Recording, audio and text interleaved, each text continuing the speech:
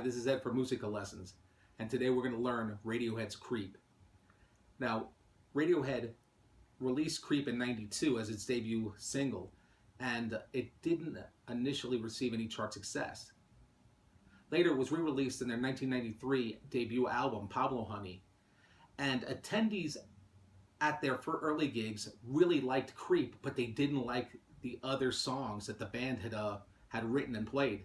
So the band actually didn't want to play Creep that much. However, it's a great tune, and we're going to take a look at that, all right? So grab your guitar, and I'll see you back here in a sec. I encourage you to check out the blog article because there's some useful links to YouTube, Guitar Tab, and also Wikipedia, so you can find out a little bit more about the tune. And there's also a lot of tips on there. There's a section of song specs. There's a little bit about the chord progression and the playing tips that we're going to go over. Okay, so I'm going to take a look at some of those playing tips right now. Creep is in the key of G. So we're going to start with an open G5 chord. Okay, so I'm basically playing your garden variety G chord, except that I'm not going to use the first finger. I'm going to mute the 5th string with the pad of my 2nd finger. And then I'm going to play the 4th, 3rd strings open, and the 2nd string 3rd fret with my 3rd finger, and my pinky's going to play the high G.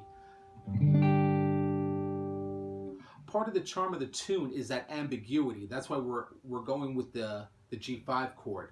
You can switch to the open G major chord during the chorus. I like to do that because by then the tune takes on a different kind of mood. But for now, we'll begin with the G chord.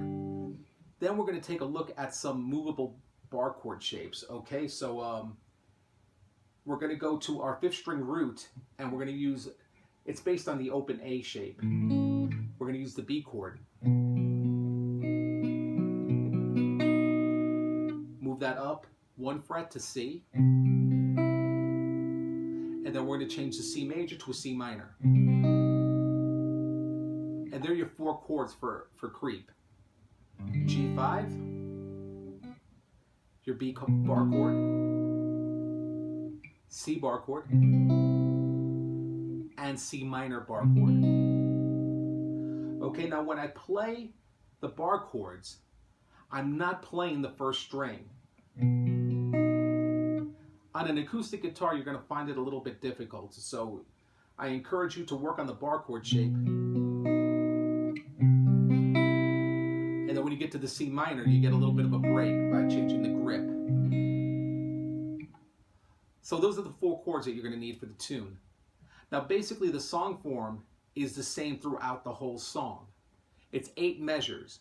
You get 2 measures of each chord. So 2 measures of G, 2 measures of B, 2 measures of C, and 2 measures of C minor.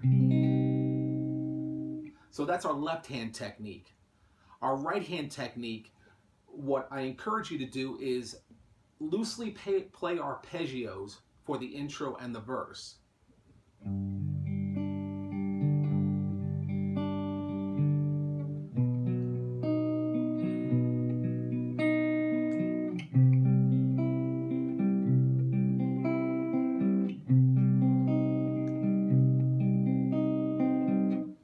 Okay, now when you play the arpeggios, always hit the root on the 1st beat.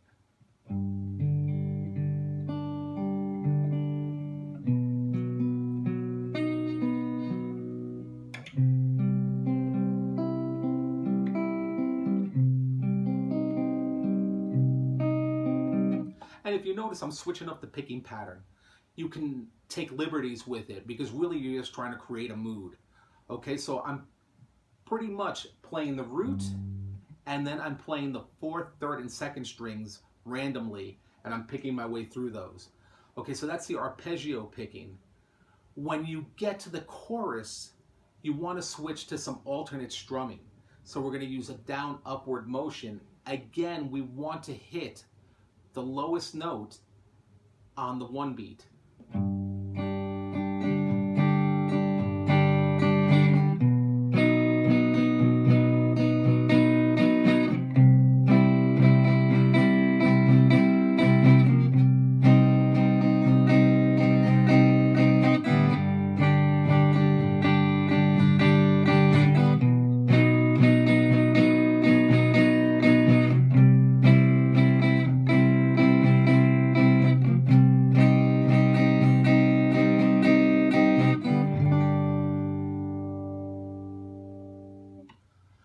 so for the alternate strumming, you really just want to brush the strings. Now what I do is I do aim for the lower part of the chord, but it's okay if I hit a couple of strings. I'll get a little bit more force out of it, and I'll get a little bit more of an attack.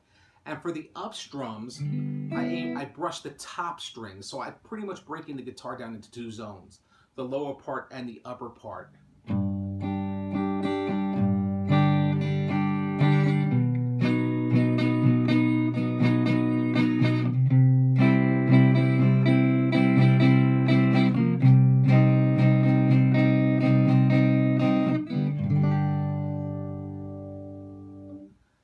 Now, another technique that you can add to it, but I would use it sparingly in this tune, is a technique called pulsing. And what pulsing is it's a left-hand muting technique. It gives you a little bit more of a percussive feel when you're playing the song. And what I'm doing is I'm going to release the grip on the chord, but not release the strings, so that. So you can see I can stop the ringing with my left hand.